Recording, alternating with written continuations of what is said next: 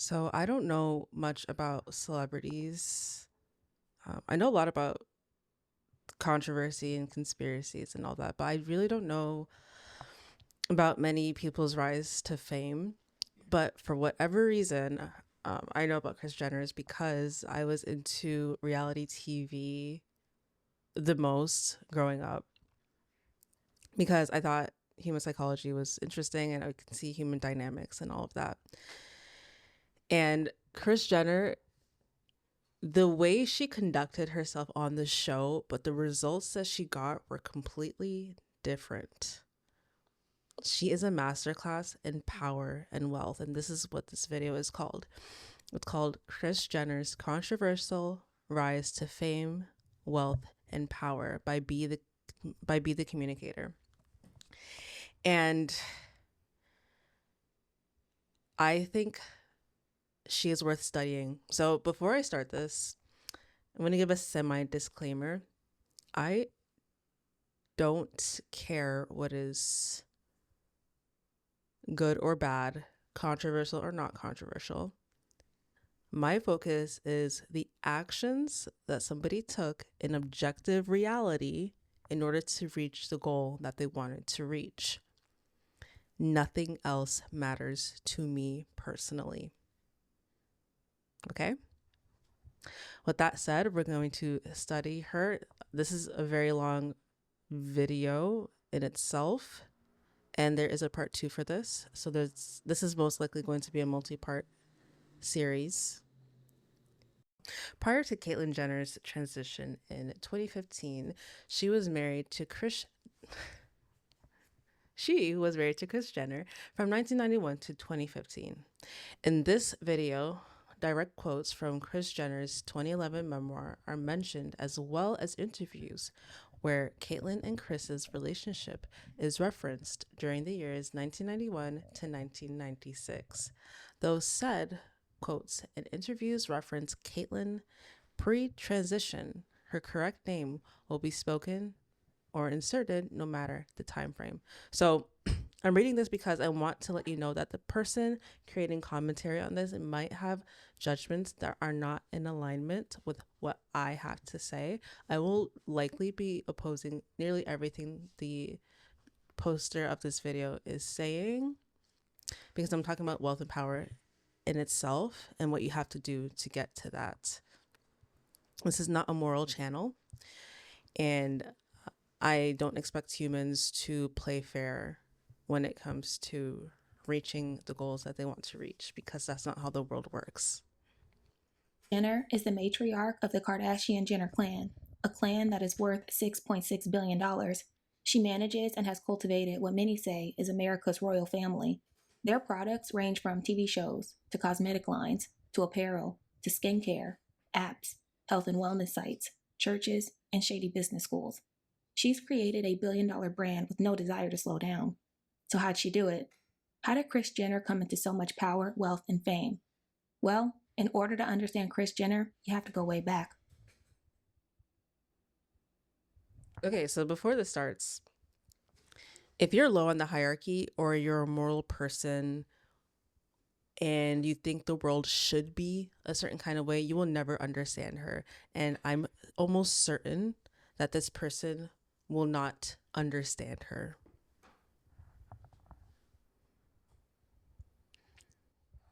Kris Jenner's maternal grandmother, Lou Ethel Campbell, was born on October 20th, 1913 in Hope, Arkansas. As was typical for the times, Lou married young. She gave birth to one daughter, Mary Jo, on July 26, 1934. When Lou's husband cheated on her with another woman, she did the unthinkable for a small-town girl in Arkansas. She picked up and moved, without any help or support, to Southern California. Once there, she found work as an accountant on a naval base in San Diego. Kris Jenner wrote, quote, "My grandmother was very strong-willed and stubborn. She decided she didn't need a man. She was so confident, so smart, and she had a strong sense of self. Eventually, Lou met a quiet young man named Jim Fairbanks. Jim found himself smitten with the confident, spunky girl from Arkansas, and soon the two were married. They bought a house and settled into La Mesa, a small city outside San Diego. Jim worked at San Diego Glass and Paint and would give his wife Lou his paycheck to manage the family's finances. Though they lived a modest life, Lou made it a point to keep a good home, dress nice, and to always look presentable. Kris wrote, quote, "She always wore beautiful slacks with a matching blazer and the perfect blouse and shoes. Fashion and grooming were very important to her. Even if we were going to Disneyland, she made sure to take us shopping a few days beforehand to buy us new outfits for the outing." When I was a child, my grandmother taught me how to clean a sink. And you used a sink like you brushed your teeth or you or doing anything in the sink, washing dishes in the kitchen. You had to clean the sink like I was in a hospital, basically. I would, So as you can see, a lot of the habits that certain people have are genetic. They're passed down. This is why last names carry weight. Not because of who your father is, it's because of what your family did in the world and the legacy that they left behind. So a lot of people talk about legacy of leaving children behind, and that is true. There is a legacy of leaving children behind, but it's really a legacy of the habits that you imprinted into your DNA and that you have passed down. This is why it's nearly impossible for someone who didn't grow up in rich circles to marry a rich person. The only exception is if that rich person is being rebellious against their parents or wants to, I don't know, they kind of like romanticize the life of people lower on the social hierarchy. So if you want to quote unquote manifest your reality, it's solely through actions. You can think of it, but unless you act on something, it becomes realized. Thinking of something does have power because you need to think of something before it becomes reality. But if you keep thinking about something but you never act on it, it will never come to fully manifest itself. So her grandmother, as an example, or whoever that was to her, every day she had the same habits. And this created a certain aura about her, a certain energy in the household, a certain expectation when you came around her.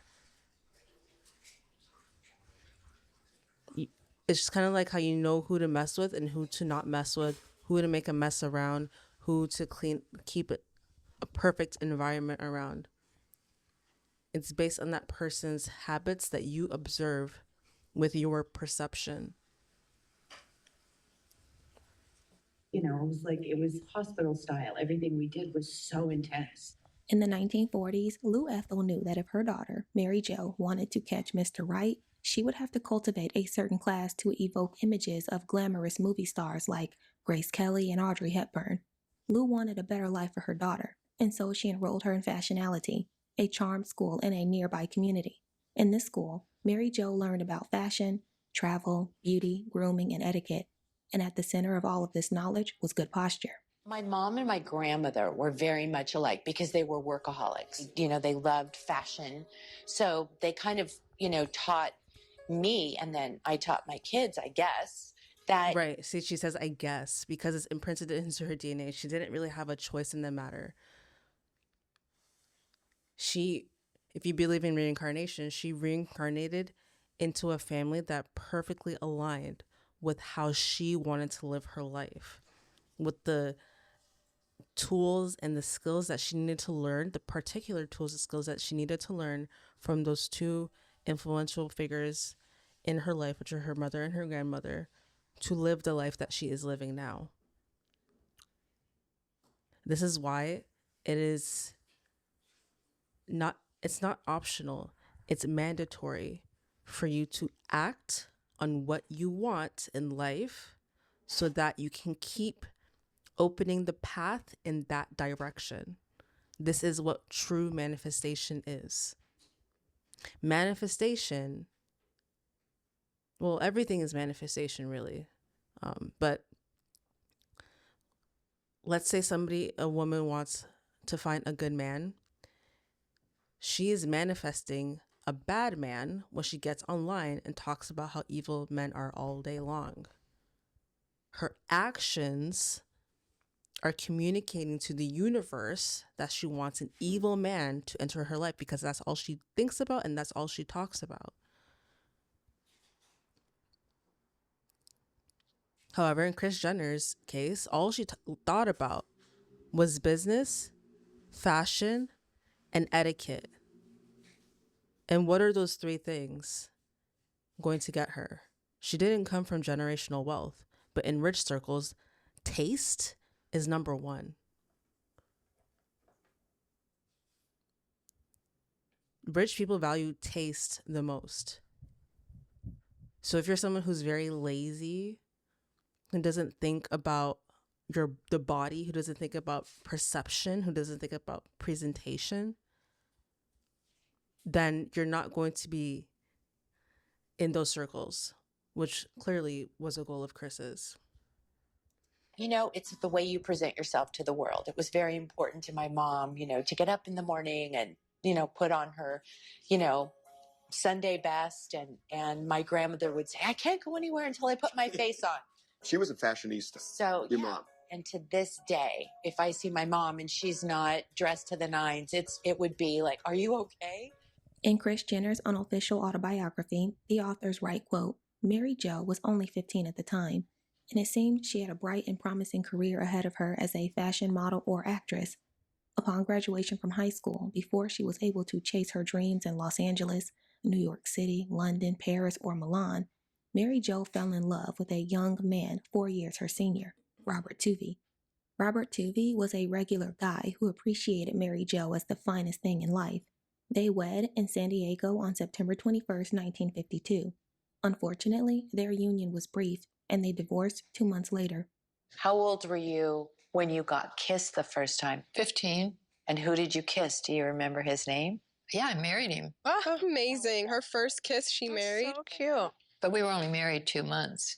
2 months? Yeah. Less than Kimmy. Soon after Mary Jo's divorce was finalized, she met another young man who had all the qualities she and her mother were looking for. He was refined, successful, and very different from her ex-husband, who she considered to be a normal average guy. His name was also Robert True Houghton, who they called Bob.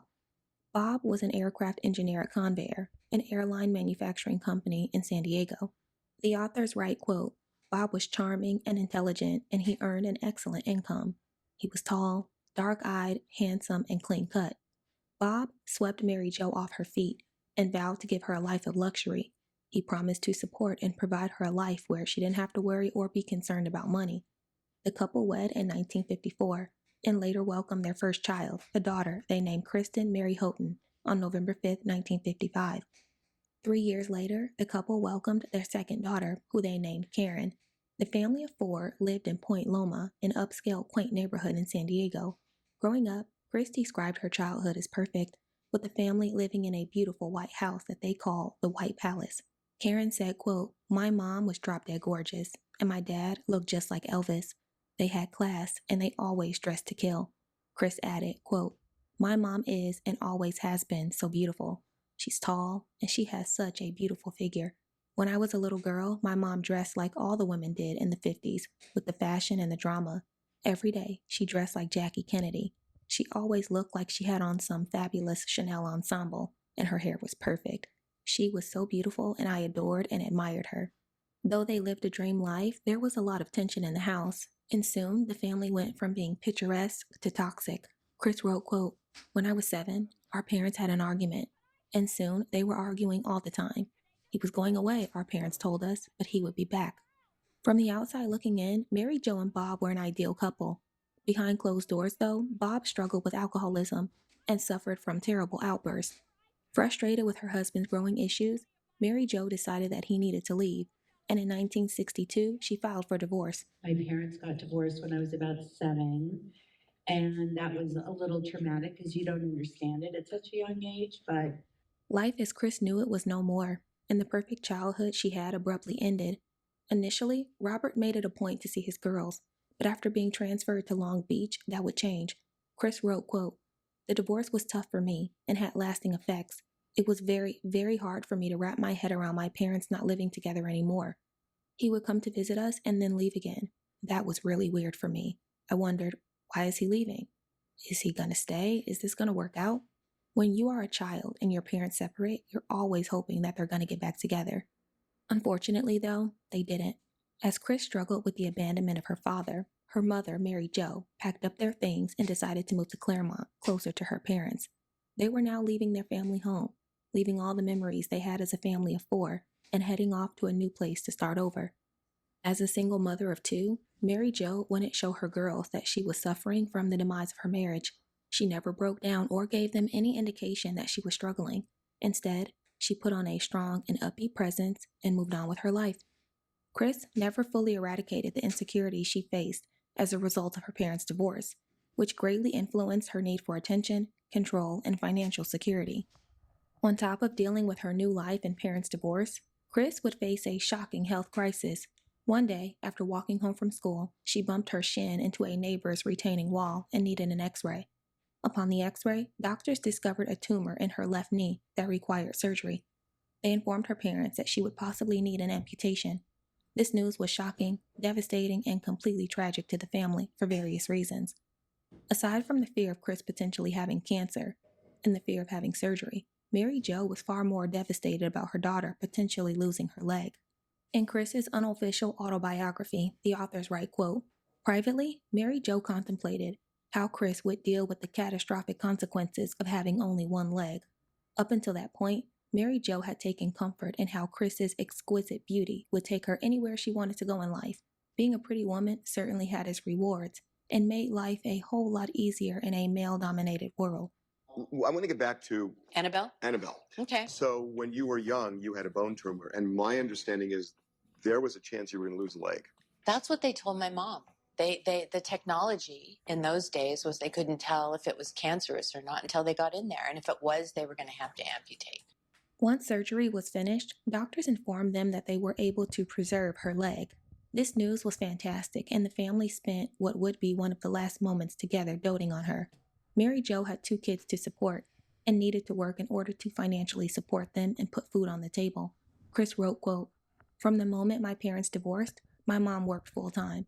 She loved to work, and we learned from her that work was a positive thing." There. Work is life. You have to work. And the more you're willing to work, the more enthusiastic you are about work, the more likely you will be successful. You imprint that onto your children, and that is the gateway to wealth and power. There is no such thing as getting wealthy without work.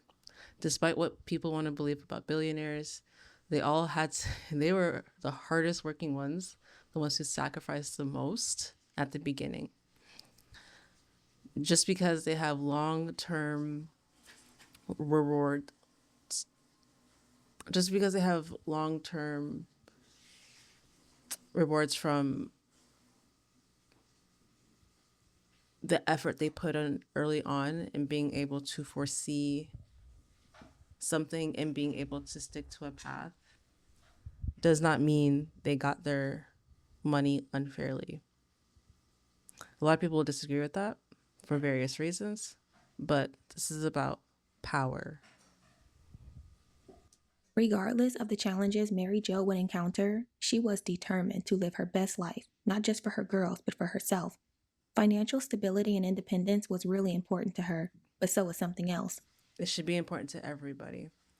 If you're listening to this and financial stability and independence is not important for you, you're probably not going to like what I will say when we get to Kris Jenner's actual life.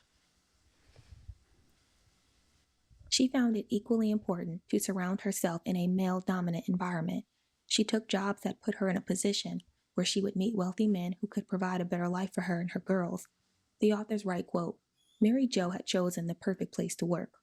La Costa was a gorgeous environment, and the clientele was stimulating, especially since it was full of eye candy with handsome and wealthy men. Working at the resort..." Perfect.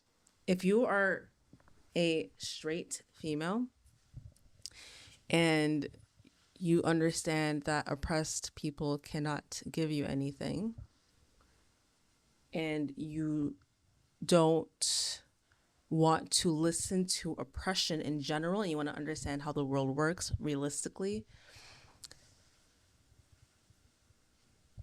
just go be with men. There is no reason for you to advocate for feminism in any manner. If you're looking for love, if you're looking for sexual fulfillment, be with men. No need to fight it. No need to go on a feminist tirade. There's no need for any of that. Do the best you can with your constitution. And by constitution, it means the structure of your body, the structural reality of your body, your biology, and go from there. Do not get involved in things that do not concern you. Put Mary Jo right in the face of many prominent men, and soon she would meet Harry Shannon. They wrote, quote, Harry was a high roller, always carrying a wad of $100 bills, which were tucked away in a money clip in his pocket. He was dapper and debonair with wavy sandy hair. Harry was charming and dressed with elegant sophistication. Kris wrote, quote, a few years after my parents had divorced, my mother met Harry Shannon.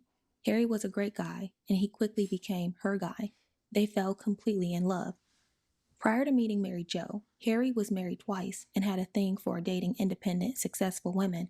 Both of his exes were Aries. Yes, because when you gain power, when you are in the process of gaining power, you need to dominate a female first as a man.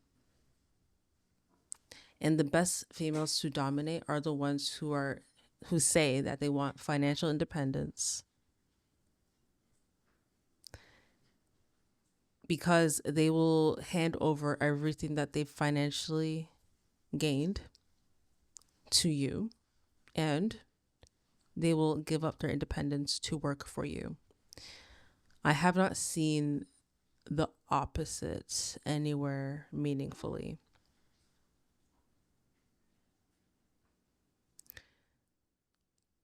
To magnificent fortunes. He was a colorful person with a lively past, but his issues with booze would cause the demise of both marriages. They write, quote, Harry would come blazing up the valet. He was often sloshed out of his mind and would get belligerent and mouth off. Initially, Mary Jo played hard to get, but eventually she gave in to the charmer and things seemed to be going great until they weren't. Mary Jo inherited a spirit of discernment and soon suspected that, like her ex-husband, Harry had a problem with alcohol. They write, quote, Harry's behavior when he was drunk was the polar opposite of her ex-husband Bob's. Whereas Bob was angry, verbally abusive, and resentful, Harry was a happy drunk, the sloppy but affectionate kind. Harry's problems with alcohol would create a huge wedge in his relationship. Kris wrote, quote, it was the era of the Rat Pack, and everybody went to cocktail parties on the weekends. But Harry took it to the extreme. He was an alcoholic. Still, my mom loved him, dating him on and off. Harry would get so drunk and show up at their house banging on the door to be let in. Kris would grab Karen and crawl in their mother's bed hiding beneath the sheets until he left. Mary Jo would refuse him entry and told him that he couldn't come in until he sobered up. These episodes really scared the girls and gave them front row seats to a toxic relationship and addiction. Although Harry was a drunk, he was rich and exposed the girls to a life of luxury. Kris wrote, quote, Harry had money. He was a yacht broker and taught his clients to sail. He was an excellent sailor, and he was definitely a businessman. He walked around in fabulous white linen slacks, jackets, and fabulous loafers. He was the coolest, most beautiful dresser. Harry loved Mary Jo and didn't want his issues with alcohol to get in the way of their relationship, but his addiction terrified her daughters, and after another night of being intoxicated and belligerent, Mary Jo promised her girls that she would not subject them to that behavior again. A day or two later, Harry came crawling back on his hands and knees begging Mary Jo to take him back, and she did. Kris wrote, quote, he was apologizing profusely. A short time after that, he proposed. My mother finally gave him an ultimatum. Quit drinking and we'll get married. The very next day, he quit. Just like Elizabeth Taylor and Richard Burton, Harry and Mom flew to Puerto Vallarta and got married, taking a few friends along for the ride. It was June of 1968, and I was 13. My sister and I were staying with my grandparents when Mom and Harry returned, thinking, wow, we have a stepdad. From that day forward, I called Harry Dad. He embraced my sister and me as if we were his own. Harry taught me a big lesson in life. If you want something bad enough and are willing to change your life for it, you can do anything. My mom was a working mom, which I think really added to a lot of the way that I am now, because you learn so much from your parents. And my mom was always Yeah, what people say is ruthlessness comes from having a mother who worked and prioritized financial independence before she got married, of course, and before she got involved with men, or in between getting involved with men as well, and having a stepfather who was a businessman. So this was her path. There was no other choice for her, if you really think about it.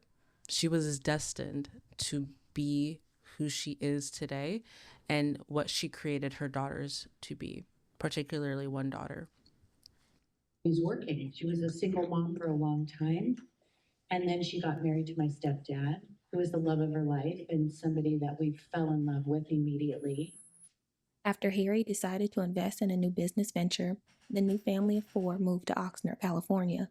They moved into a small, tiny apartment, which was a huge difference from what Kris was accustomed to. She had no friends and no interest in his new business venture, which was abalones. It's safe to say she hated Oxnard. 13-year-old Kris felt stuck in a town that she couldn't relate to. Though miserable, she learned a valuable lesson that she applied in the years to come. She wrote, quote, "It made me think that I never wanted to be stuck again. I couldn't wait to be able to make decisions for myself after that. I never forgot the things I learned in Oxnard. Most important, that I never again wanted to be in the position of being completely powerless to do something about a situation I didn't want to be in." Just 3 months after the family relocated, something very unexpected happened. She wrote, quote, "Harry's partner took all the money in the company, $15,000, and skipped town, never to be heard from again. My parents kept it quiet.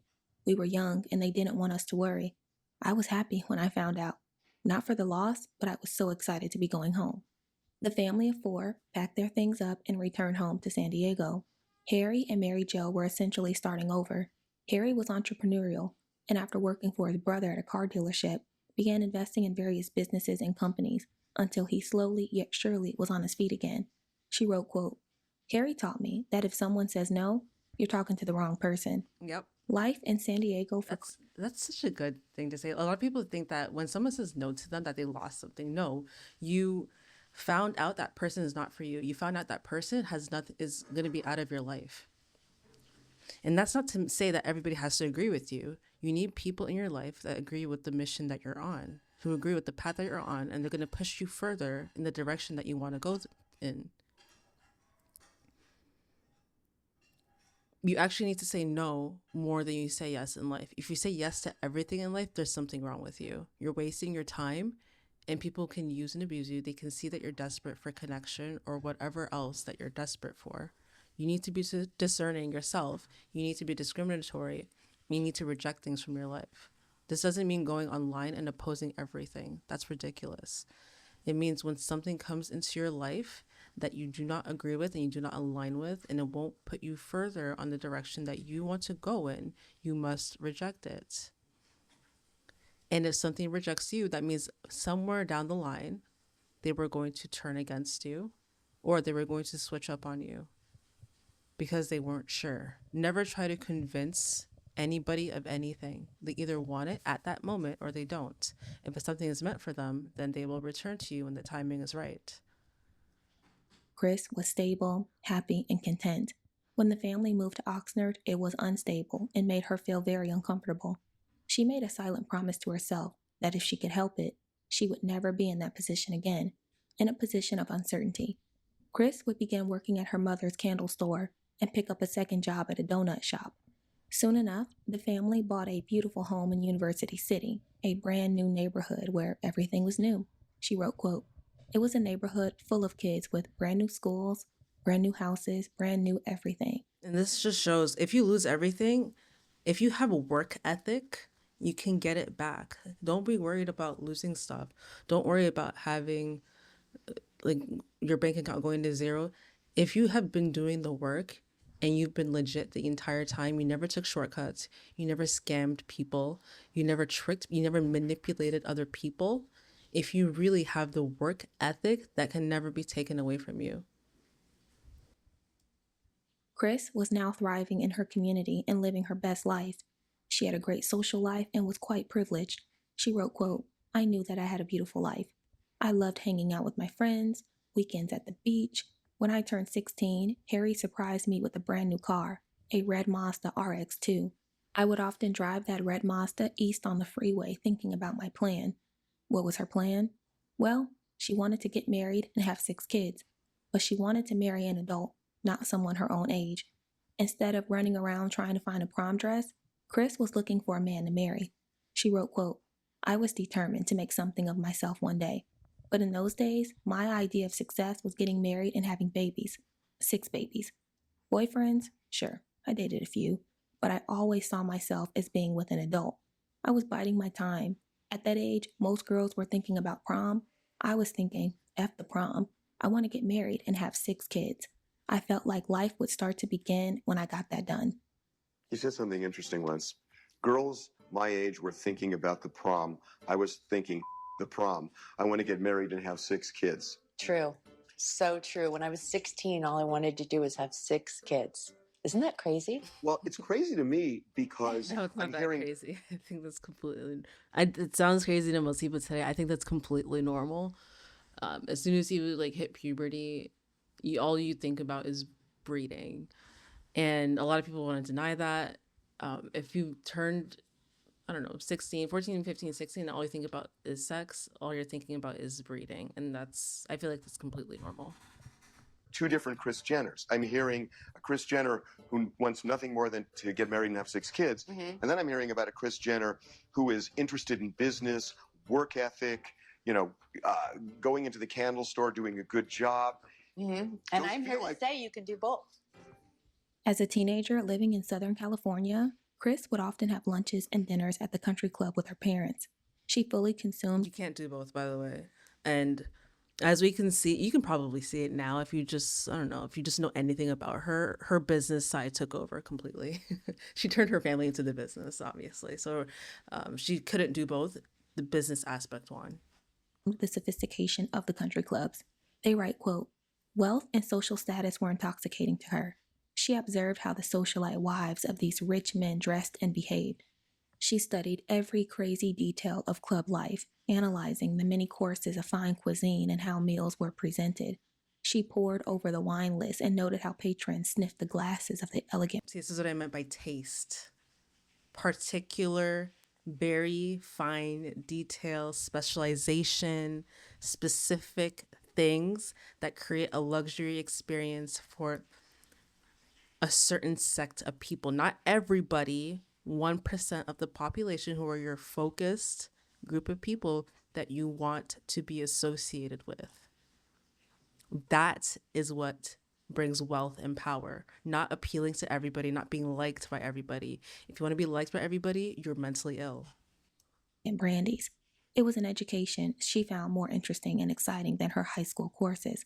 Socially, her status as a cheerleader at Claremont High ensured she was popular, but she wasn't interested in silly teenage chatter. Kris was far more interested in older men who were established, and she was well aware of how they treated her. They didn't treat her. Boom, right there. So that's the first thing. And this is how you know she's smart. She knows that older men like teenage girls. And she was aware of that during that time, and she took advantage of that. She didn't grow up and get bitter that men are attracted to younger girls, because you know why she didn't get bitter? It's because she took advantage of it when she was a teenager. She understood the males that she was looking at, the ones that she grew up around, the ones that her mother brought around her, what they were doing. She noticed things that weren't mentioned in this commentary, that the males that the several men that her mother brought around her, what they liked. Her like your average teenager. They wrote, quote, "The men couldn't help but notice her. Most of them were much older and married. It did wonders for her self-confidence. whenever these successful men glanced her way and let her know by how they looked at her that they found her attractive and desirable. She was not only a stunning brunette, but was also charming and fun. She instinctively knew men loved being heard. Men felt she heard and understood them. It was all research for learning how men operate. It was an education for Kris to discover that wealth and privilege could be easily obtained.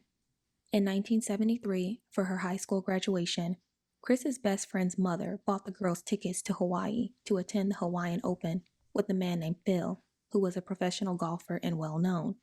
While there, 17-year-old Kris met another professional golfer who she called Anthony in her book. His real name was Cesar Sanudo, and he was 12 years older than her. She wrote, quote, "He was tall, dark-haired, funny, and successful, and he represented this glamorous world of golf. Maybe I was just a golf groupie, but I liked him immediately. He made all the boys I'd hung out with in high school seem like, well, boys. He was my first grown-up, non-high school boyfriend." The 29-year-old had won a PGA event in 1970 and was on his way to being a very successful golfer. When he saw 17-year-old Kris at the Hawaiian Open, he was immediately attracted to her. Cesar was very charming and caught Kris's eye too. It must be noted that Cesar's daughter Amber later told the Daily Mail that, quote, "He told me she told him she was 21, but she was only 17. 17-year-old Kris and 29-year-old Cesar began dating, and though she was very young, surprisingly, her family supported the relationship. He was a pro golfer, and her family loved to golf. They would go to his tournaments and enjoy the perks that their relationship offered. She wrote, quote, "My parents love that." Her parents are taking advantage of the fact that their daughter is interested in men like this. They don't care about the age difference if it brings like a wider network in the direction of other rich people, people who are powerful, people who have influence. This is what I keep saying. A lot of people don't understand when you get to those who are higher up on the hierarchy, they don't think in the same way that people lower on the hierarchy think. Their ultimate goal is this benefiting my life or not? If it is, keep it going. If it's not, get rid of it immediately. Just to go back to the story earlier when her stepfather's business partner, took off with $15,000. He didn't chase after the guy for $15,000. He picked up his stuff, went back home, and made another plan. And then acted on that plan, and then he made the money back. Most people would chase after that person for the money, would try to sue them, all this dumb shit that doesn't matter. It's faster just to get back to some stable place and then create a plan and then act on that plan to make money again. That is so much faster, and you're going to gain even more skills. Your work ethic is going to get even better. Your discernment of who's a good partner and who isn't gets even better. When you're chasing people in court, you're trying to sue them, that doesn't work. Just let them have the money. It doesn't matter. And plus, if you understand how life is a zero-sum game and everything must be balanced, you're going to get the money back either way. And that person's going to lose that money somehow. There's going to be a chain of events that is out of that person's control that they lose that money. Whole lifestyle. So when I ran off to golf tournaments, they said, "Have fun." Cesar courted me. He showed me things I had never seen, taking me to PGA events in these beautiful places and resorts. Soon, I was traveling with Cesar to Japan, Scotland, London, Mexico City. I spent a year traveling with him. Dating someone who was a pro golfer was thrilling. Cesar exposed Kris to a certain lifestyle that she would become obsessed with. Eventually, she was able to convince him to let her and her best friend Debbie live in his townhouse in Mission Beach, free of charge. She wrote, quote, "Of course, I have to admit, we were a little con artist. We told Cesar that since he was on his way to being a truly big-time golfer, he needed us to live in his house and watch his plans and take care of things for him." Perfect. That's what you do to get opportunities that you wouldn't get otherwise. You have to create a gap in their psyche that they are on a higher level than they currently are at. It's not manipulation. You're elevating that person in their own mind, and the person who's elevated needs people to house sit for them because they're going to be out of the house for so long. They have a large house that needs to be looked after, and he has a lot of living things in there that need to be taken care of while he's gone because he's too busy being successful. You don't position yourself as somebody who needs to beg for jobs or beg for opportunities or beg for money. You create the gap in that person's mind first, and then you propose a solution. Now, people get upset about this and say, oh, that's wrong because it's capitalism, it's manipulation, you're creating a problem, then selling the solution to us. Yes, that's how the world works. If you don't want to be part of that, then don't have problems.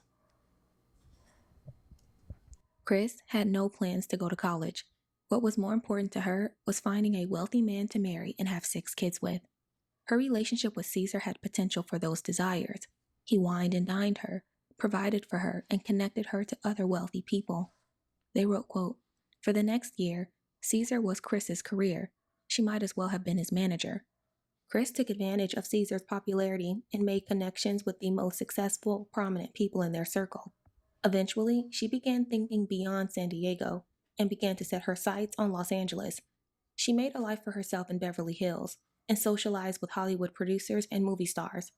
One day, she thought it would be a good idea to go to the Del Mar racetrack, 20 miles from San Diego, with some girlfriends. Kris wrote, quote, "Going to the Del Mar was exciting because it was such an example of wealth and high society. The clothes were amazing and the fashion was over the top." Kris was set on meeting more prominent people at the racetrack, but had no clue. Okay, so this is another thing you need to understand about Kris Jenner. She is extremely social and she's constantly networking. She's constantly looking for new people to communicate with. This is how you gain power. And it's by proxy, it's by knowing certain people, just introducing yourself to them and providing some sort of value eventually, not upfront, obviously, but eventually.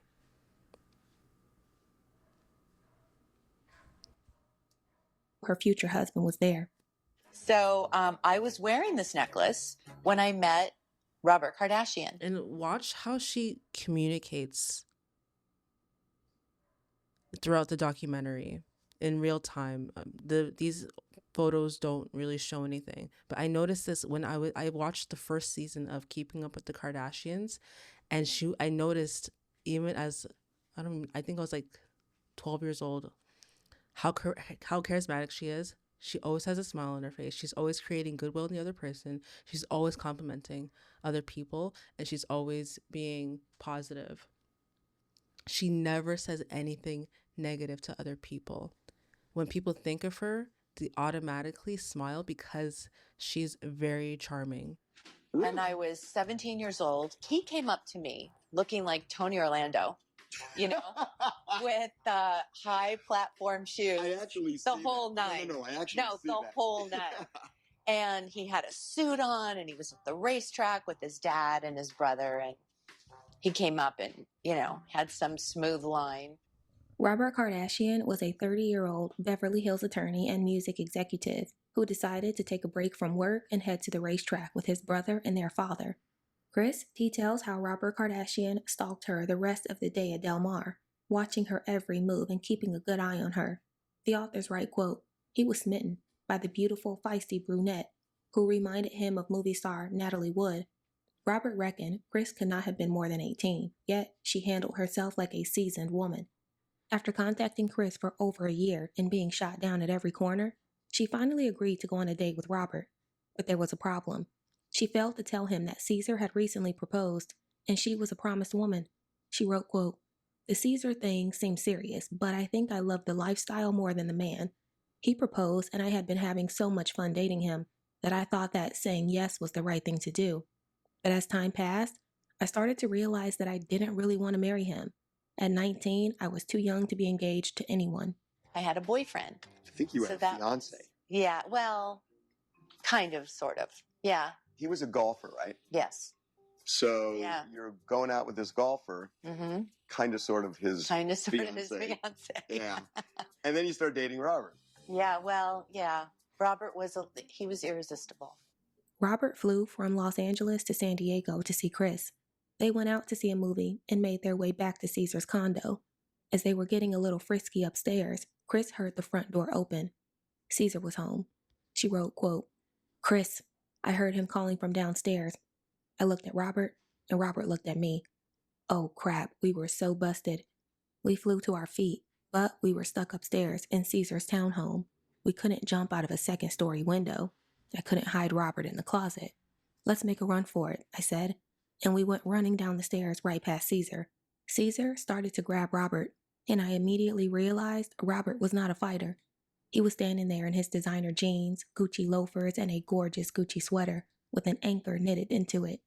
Caesar tore Robert's Gucci sweater in half and about to lay into his face when Robert broke free from his grasp and bolted for the door. He ran like hell, terrified of this pro golfer ready to tear him a new one. Kris grabbed her car keys, hopped in her Mazda, and drove after Robert with Caesar in tow. Robert came over one day when Caesar was out of town. What? Mom! Were you hooking up with him? Yeah. Oh my God, you're such a whore! Now we know where we get it from. And then we went back to Caesar's house, and lo and behold, Caesar came home to surprise me. So, And what happened? well, it wasn't pretty. Did they get into a fist fight? Not proud of it. Actually, Caesar tried to grab his sweater. I think he ripped a hole in Robert's sweater. I didn't want to ever hurt anybody's feelings. Over the past year, Kris had grown to really care for Robert. During their conversations on the phone, she came to learn a lot about him. She came to learn that Robert was born into privilege, comfort, and wealth. His parents were still madly in love and had been married at that point for over 40 years. He was religious, coming from a strong Christian background. He was also educated, successful, and handsome. Robert was very influential in his community and ran with some very established people. He and his brother Tommy lived in Beverly Hills and drove Rolls Royces. Robert was living the high life, a life that Kris wanted to be a part of. After their disastrous first date, Robert stopped contacting Kris, and it would be a long time until she heard from him again. Caesar would forgive her for her indiscretions and credit them to her being young and immature. He would, however, spend less time traveling and more time at home to keep a close watch over his young fiancé. After years of rebuilding... So her fiance stopping everything he was doing to watch this girl is him giving her his power. Her relationship with her father, Kris received an unexpected phone call on Easter Sunday in 1975.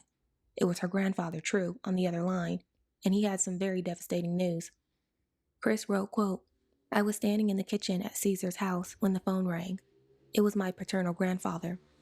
I have some really bad news," he said. "Your dad's been in a terrible accident, and he didn't make it." Kris's father was in Mexico with plans to marry his girlfriend the following day. Trying to avoid a collision with an 18-wheeler, his car ran off the road and crashed. A group of nuns found the wreckage and took him to the closest hospital. He succumbed to his wounds and died at the age of 42. Kris was shattered because prior to him leaving for Mexico, he called her up and wanted to spend time together before he left. She was tired and declined the offer.